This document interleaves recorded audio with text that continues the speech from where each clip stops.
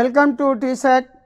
Indian జాగ్రఫీలో భాగంగా భారతదేశంలో ఖనిజ వనరులు వాటి విస్తరణ గురించి చర్చించడం జరుగుతుంది. భారతదేశం ఖనిజ వనరులు.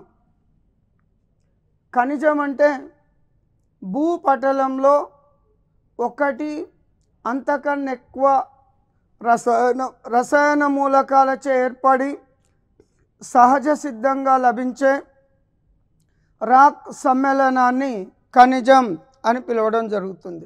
ఖనిజం అని పిలుస్తాం. ఖనిజాల యొక్క గట్టితనాన్ని మోర్స్ అనే స్కేల్తో కొలుస్తారు. ఖనిజాల యొక్క గట్టితనాన్ని మోర్స్ అనే స్కేల్తో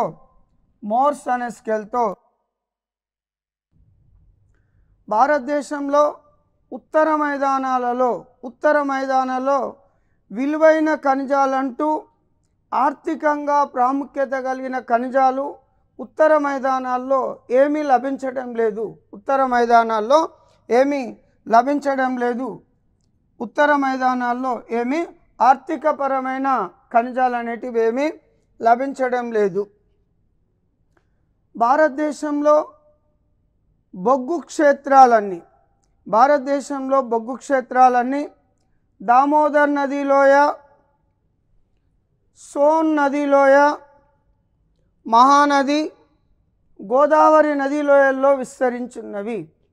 భారతదేశంలో బొగ్గు క్షేత్రాలన్నీ దామోదర్ నది, సోన్ నది, మహానది, గోదావరి నదిలోయల్లో విస్తరించి ఉన్నవి. మన దేశంలో ముఖ్యంగా ఖనిజాలన్నీ కూడా ఛోటా నాగపూర్ పీఠభూమిలో విస్తరించినవి. ఛోటా నాగపూర్ పీఠభూమి అనేది ఛత్తీస్గఢ్, పశ్చిమ బెంగాల్, జార్ఖండ్, ఒరిస్సా రాష్ట్రాల్లో విస్తరించి ఉంటుంది. ఛోటా నాగపూర్ పీఠభూమికి సంబంధించి సరి అయిన సమాధానాన్ని గుర్తించుము అంటాడు. ఛోటా నాగపూర్ పీఠభూమి అనేక రకాల ఖనిజ నిక్షేపాలకు ప్రసిద్ధి. ఈ పీఠభూమిని భారతదేశపు ఖనిజాల గిన్నె, ఖనిజాల నెలవంక, ఖనిజాల గుండెకాయ మరియు రూర్ ఆఫ్ ఇండియా అనే పేరుతో పిలుస్తాం. ఇవన్నీ కూడా ఛోటా నాగపూర్ పీఠభూమికి సంబంధించి సరి అయిన సమాధానాలే. రూర్ అనే ప్రాంతం జర్మనీలో కలదు. ఈ రూర్ ప్రాంతం లేదా రూర్ పీఠభూమి గుండా రైన్ నది ప్రవహించడం వల్ల పెద్ద మొత్తంలో విద్యుత్ శక్తి ప్రాజెక్టుల నిర్మాణం చేపట్టిండ్లు. నదీలోయ ప్రాజెక్టులు చేపట్టడం వల్ల ఎక్కువ పారిశ్రామికీకరణ జరిగింది.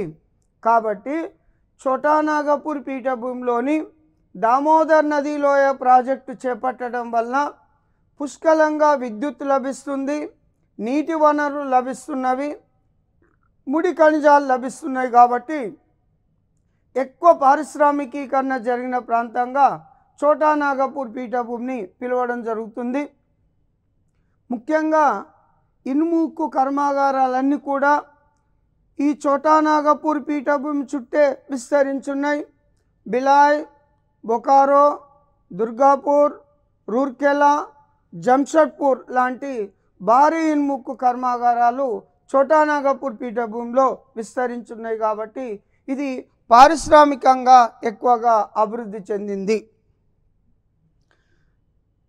ఇక భూపటలంలో సుమారు 3000 రకాల ఖనిజాలు లభిస్తున్నవి.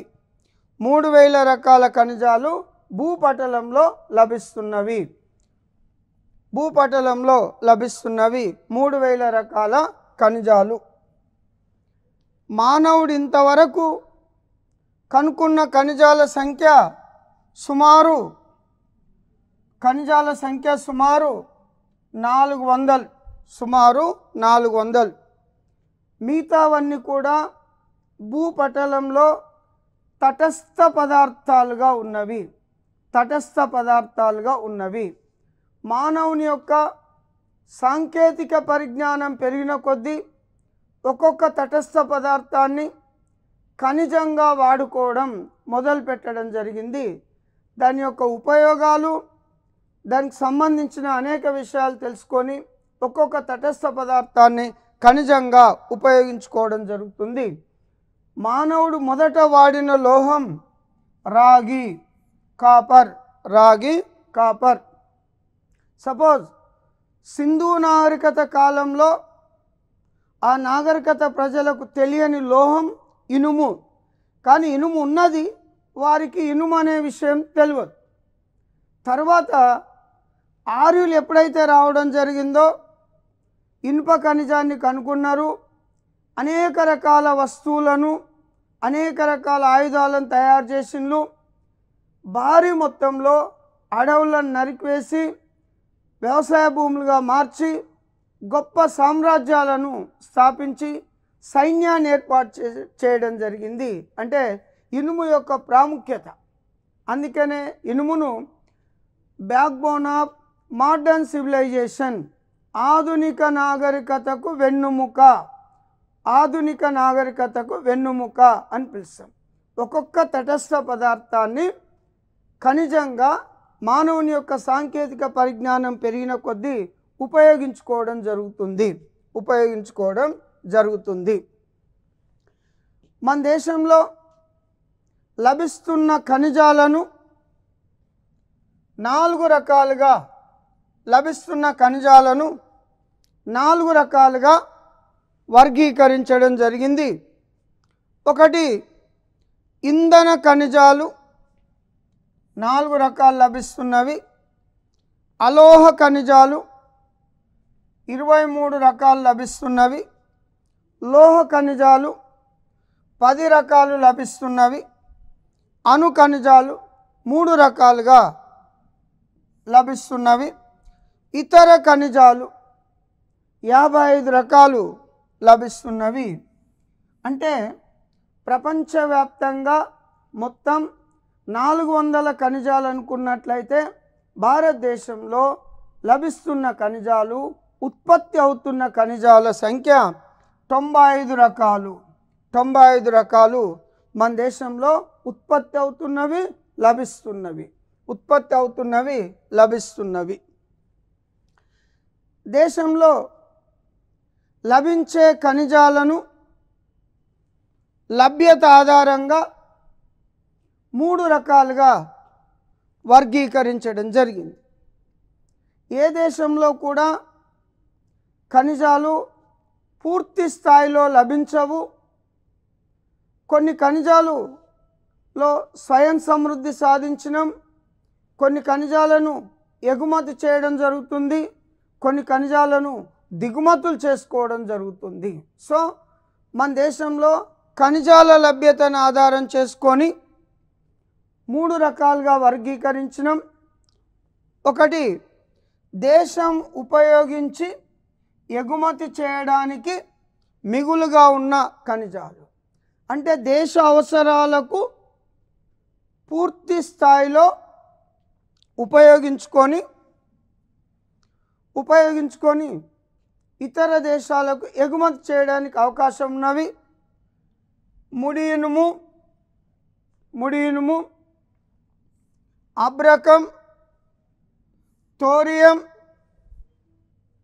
Thorium, beryllium, manganese, monazite, chromite, granite, bauxite లాంటి ఖనిజాలను ఇతర దేశాలకు ఎగుమతులు చేయడం జరుగుతూ ఉంటుంది. ఇక దేశంలో స్వయం సమృద్ధి సాధించిన ఖనిజాలు అంటే ఇతర దేశాలకు ఎగుమతి చేయం, మనం దిగుమతి చేసుకోము.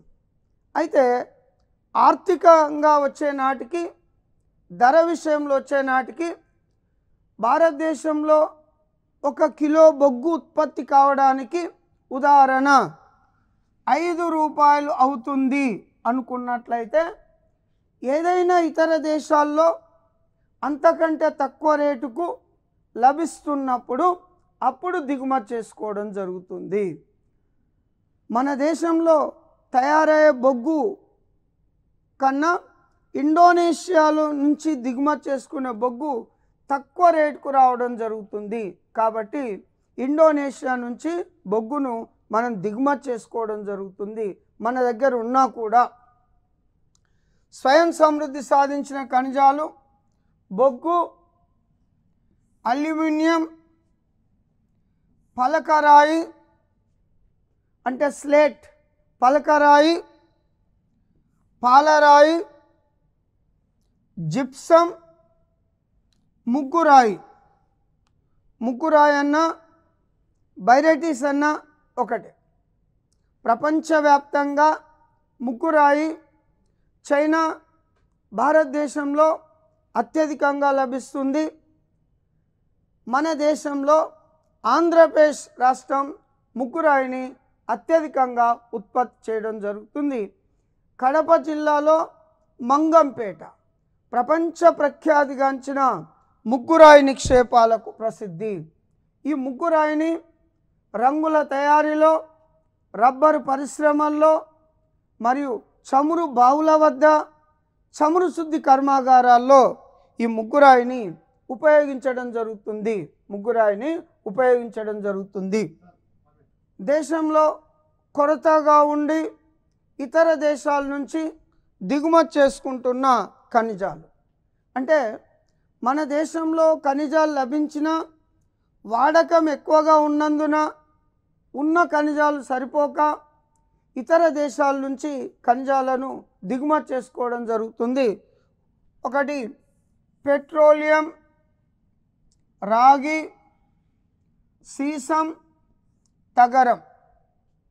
పెట్రోలియం పదార్థాలు, రాగి, సీసం, తగరం. ఈ ఖనిజాలను ఇతర దేశాల నుంచి దిగుమతి చేసుకోవడం జరుగుతుంది. వీటితో పాటు వెండి, బంగారం, నికెల్, జింక్, పాదరసం, గంధకం లాంటి ఖనిజాలను కూడా ఇతర దేశాల నుంచి భారతదేశం దిగుమతి చేసుకోవడం జరుగుతుంది. ఇక మన దేశంలో ఇంపార్టెంట్ మినరల్ బెల్ట్స్ అంటే భారతదేశంలో అత్యధికంగా ఖనిజాల లభ్యత గల ప్రాంతాలు ఖనిజ మేఖలాలు అని పిలుస్తాం. ముఖ్యంగా ఈశాన్య మేఖలంలో వచ్చే రాష్ట్రాలు పశ్చిమ బెంగాల్, ఒరిస్సా, జార్ఖండ్, బీహార్. ఇవి ఈశాన్య మేఖలంలో వచ్చే ప్రధాన రాష్ట్రాలు. మధ్య మేఖలంలో వచ్చే రాష్ట్రాలు మధ్యప్రదేశ్, ఛత్తీస్గఢ్, తెలంగాణ, ఆంధ్రప్రదేశ్, మహారాష్ట్ర. మధ్య మేఖలంలో వచ్చే ప్రధాన రాష్ట్రాలు. దక్షిణ మేఖలంలో వచ్చే రాష్ట్రాలు తమిళనాడు, కర్ణాటక. నైరుతి మేఖలంలో వచ్చే రాష్ట్రాలు కర్ణాటక, గోవా, మహారాష్ట్రలోని దక్షిణ భాగం. ఇవి మన దేశంలో ఖనిజాలు లభిస్తున్న ప్రధాన మేఖలాలు. ఇంకోటి వాయువ్య మేఖలం రాజస్థాన్, గుజరాత్. వాయువ్య మేఖలంలో వచ్చే రాష్ట్రాలు రాజస్థాన్, గుజరాత్. భారతదేశంలో ప్రధానంగా మినరల్ బెల్ట్స్ ఒకటి ఈశాన్య మేఖలం,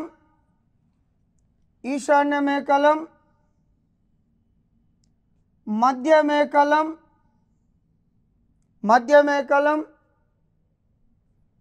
దక్షిణ మేఖలం, నైరుతి మేఖలం, వాయువ్య మేఖలం. ఇవి భారతదేశంలో ఖనిజాల లభ్యతను బట్టి ప్రధాన మేఖలాలుగా వర్గీకరించడం జరిగింది. ముఖ్యంగా ద్వీపకల్ప పీఠభూమిలో ఖనిజాల లభ్యత ఎక్కువగా ఉంటుంది. ద్వీపకల్ప పీఠభూమిలో ఖనిజాల లభ్యత ఎక్కువగా ఉంటుంది. ఇది ప్రధానంగా అగ్నిపర్వత ప్రక్రియ వల్ల ఏర్పడిన పీఠభూమి. అందుకనే ద్వీపకల్ప పీఠభూమిని ఖనిజాలకు కానర్చి అని పిలుస్తాం, లేదా ఖనిజాలకు నిలయం అని పిలుస్తాం. ఇంకోటి ఛోటా నాగపూర్ పీఠభూమి ప్రధానంగా అనేక రకాల ఖనిజాలకు ప్రసిద్ధి. ఈ పీఠభూమిని రూర్ ఆఫ్ ఇండియా, భారతదేశపు ఖనిజాల గిన్నె, భారతదేశపు ఖనిజాల గుండెకాయ మరియు భారతదేశపు ఖనిజాల నెలవంక అని పిలవడం జరుగుతుంది. నెలవంక అని పిలుస్తాం. ద్వీపకల్ప పీఠభూమిలో అనేక రకాల ఖనిజాలు, ముఖ్యంగా అగ్ని రూపాంతర శిలల్లో లభిస్తున్నవి. ఇంధన ఖనిజాలన్నీ కూడా తీర ప్రాంతాలలో, నదీ ముఖద్వారాల వద్ద అవక్షేప శిలల్లో లభిస్తున్నవి.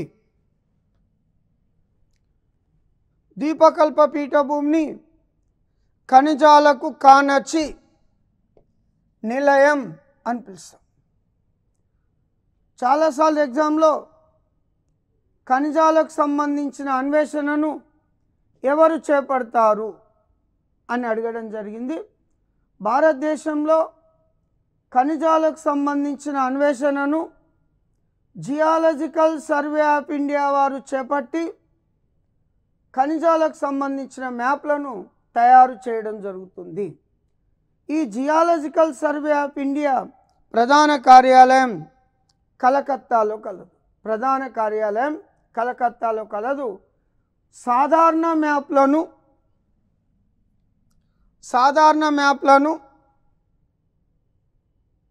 ట్రోపోగ్రాఫికల్ మ్యాప్లను, పొలిటికల్ మ్యాప్లను సర్వే ఆఫ్ ఇండియా వారు తయారు చేయడం జరుగుతుంది. సర్వే ఆఫ్ ఇండియా ప్రధాన కార్యాలయం డెహ్రాడూన్, ఉత్తరాఖండ్లో కలదు. దేశవ్యాప్తంగా ప్రాంతీయ కార్యాలయాలు కూడా కలవు. హైదరాబాదులో ఒక ప్రాంతీయ కార్యాలయం కలదు, సర్వే ఆఫ్ ఇండియాకు సంబంధించింది. మన దేశంలో అత్యధికంగా ఖనిజాలను ఉత్పత్తి చేస్తున్న రాష్ట్రం జార్ఖండ్.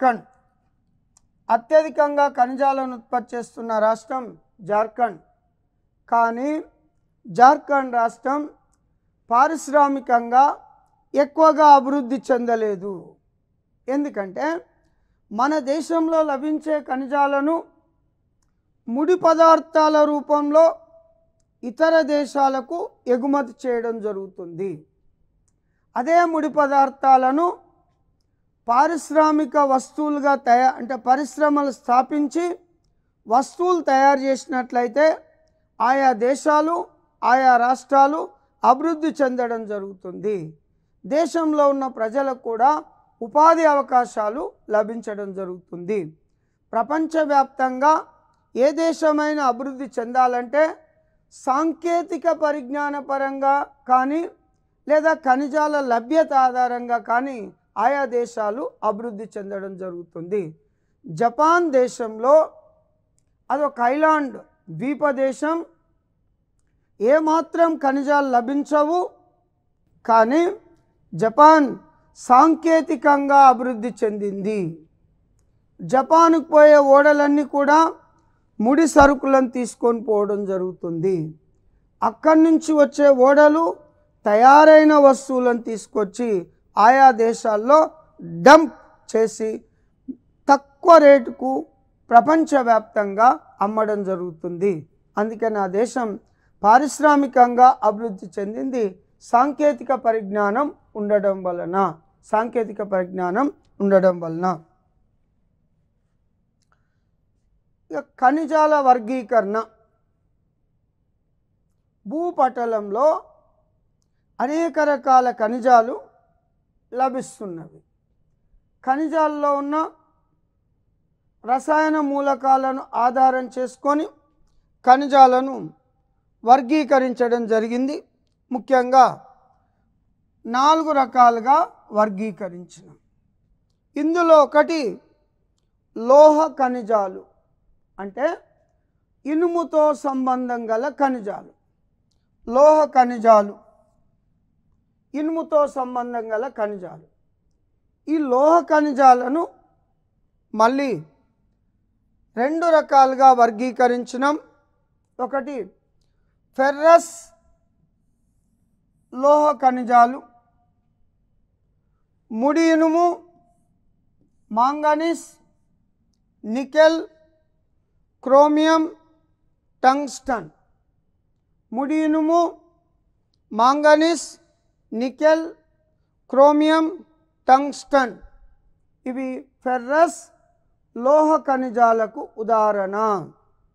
నెక్స్ట్ నాన్ ఫెర్రస్ లోహ ఖనిజాలు, అంటే ఇనుముతో సంబంధం లేనివి.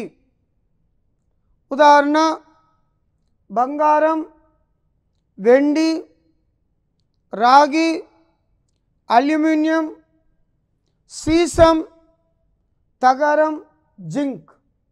వీటిని నాన్ ఫెర్రస్ లోహ ఖనిజాలుగా పిలవడం జరుగుతుంది.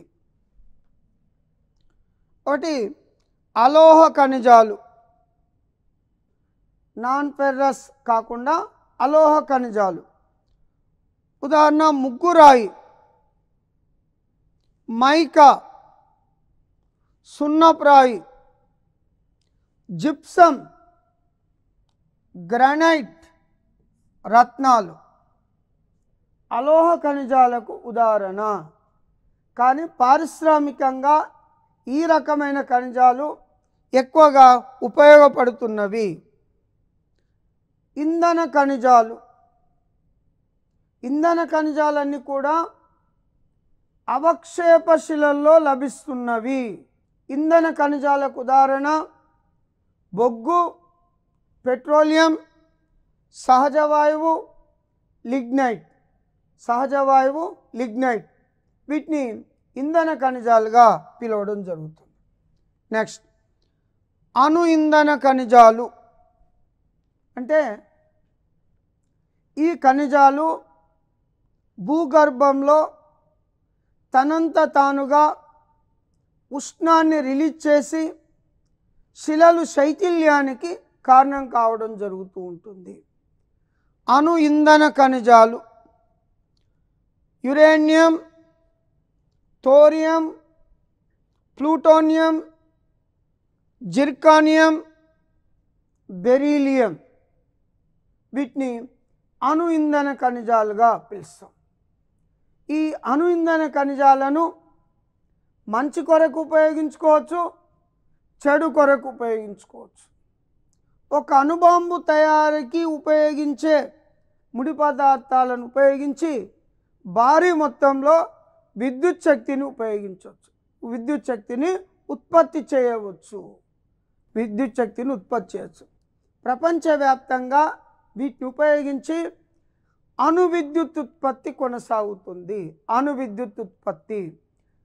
సో ఈ అణు విద్యుత్ ఉత్పత్తిలో ప్రపంచంలో ఫ్రాన్స్ మొదటి స్థానంలో కలదు. ఫ్రాన్స్ మొదటి స్థానంలో కలదు. మన దేశం మొత్తం విద్యుత్ ఉత్పత్తిలో అణు విద్యుత్ శాతం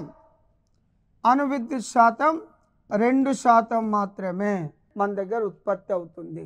అంటే ముడి ఖనిజాలు లభించినా ఎక్కువ సాంకేతిక పరిజ్ఞానం లేకపోవడం వల్ల మన దగ్గర అణు విద్యుత్ పైన కూడా ప్రజల్లో అనేక అనుమానాలు ఉన్నవి కాబట్టి ఎక్కువగా ఉత్పత్తి చేయలేకపోతున్నాం. సపోజ్ భారతదేశంలో ఉన్న కొన్ని ముఖ్యమైన అణు విద్యుత్ కేంద్రాల్లో ఒకటి తారాపూర్, మహారాష్ట్రలో కలదు. దేశంలో మొట్టమొదటి అణువిద్యుత్ కేంద్రం, ఆసియా ఖండంలో మొట్టమొదటి అణువిద్యుత్ కేంద్రం. రెండవది రావత్ భట రాజస్థాన్లో కలదు. దేశంలో అతిపెద్ద అణువిద్యుత్ కేంద్రం రావత్ భట. కల్పకం అణువిద్యుత్ కేంద్రం తమిళనాడులో కలదు. దీనికి మరో పేరు ఇందిరాగాంధీ అణువిద్యుత్ కేంద్రంగా పిలుస్తాం. దీన్ని స్వదేశీ పరిజ్ఞానంతో ఏర్పాటు చేసుకోవడం జరిగింది. కాక్రపారా గుజరాత్, తారాపూర్ మహారాష్ట్ర, కుడంకులం ఈ మధ్య తమిళనాడులో రష్యా దేశ సహకారంతో కుడంకులం వద్ద మరొక భారీ అణువిద్యుత్ కేంద్రాన్ని నిర్మాణం చేపట్టడం జరిగింది. సో ఈ విధంగా ఇంకోటి కైగా అణువిద్యుత్ కేంద్రం కర్ణాటకలో ఉంటుంది. కైగా అణువిద్యుత్ కేంద్రం కర్ణాటకలో ఉంటుంది. ఇవి భారతదేశంలో ఉన్న ప్రధానమైన అణువిద్యుత్ కేంద్రాలు. భారతదేశంలో లభిస్తున్న ప్రధాన ఖనిజాలలో ఇంధన ఖనిజాల్లో ప్రధానమైన బొగ్గు. దీన్ని బ్లాక్ గోల్డ్, నల్ల బంగారం అని పిలుస్తాం. మన దేశంలో ప్రధాన ఇంధన వనరు అంటే దేశం మొత్తం విద్యుత్ ఉత్పత్తిలో థర్మల్ పవర్ శాతం సుమారు 60%. మన దేశంలో అత్యధికంగా విద్యుత్ ఉత్పత్తి అయ్యేది థర్మల్ పవరే. కాబట్టి ఇది ప్రధాన ఇంధన వనరుగా చెప్పడం జరుగుతుంది. దేశంలో లభించే బొగ్గు భూగర్భ శాస్త్రరీత్యా రెండు రకాలుగా వర్గీకరించడం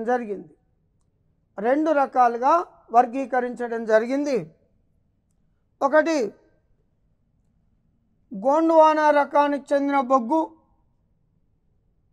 రెండోది టెరిషరీ రకానికి చెందిన బొగ్గు. గోండ్వానా రకానికి చెందిన బొగ్గు సుమారు 250 మిలియన్ సంవత్సరాల క్రితం ఏర్పడింది. టెరిషరీ రకానికి చెందిన బొగ్గు సుమారు 60 మిలియన్ సంవత్సరాల క్రితం ఏర్పడింది. సో ఖనిజాలకు సంబంధించి నెక్స్ట్ సెషన్లో మరికొన్ని ఖనిజాల గురించి చర్చించడం జరుగుతుంది.